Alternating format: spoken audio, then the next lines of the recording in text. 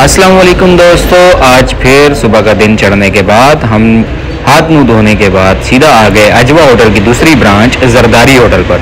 यहाँ पर आकर हमने देखा कि सजाद के हाथ में तो एक चील का बच्चा है जिसे शायद बाज कहते हैं या क्रास कहते हैं, ये तो मुझे समझ में नहीं आया, लेकिन ये बच्चा बहुत मज़े का था और बहुत ही प्यारा लग रहा था, क्यूट सा बच्चा लग रहा था। तो मैंने सजाद से कहा कि भाई आप ये अकेले अकेले हाथ में पकड़ के रखेंगे या मुझे भी ये बच्चा हाथ में पकड़ाएंगे? तो सजाद ने कहा कि भाई ले लो, तुमसे कोई अच्छा थोड़ी है। तो फिर सजाद से ये चील का बच्चा हमने लिया और अपने हाथ की उंगली पर बिठाया। इसके नाखून इतने नोकीले थे कि ये हाथ में चुभने लग गए। तो हमने भी थोड़ी देर तक चील के बच्चे से मज़े लिए, थोड़ी सी वीडियो बनाई और दोबारा से वो बच्चा वापस कर दिया।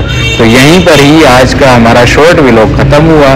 तमाम दोस्तों से मुलाकात होगी अगले व्लॉग में। अपना ख्याल रखें, चैनल को सब्सक्राइब करें।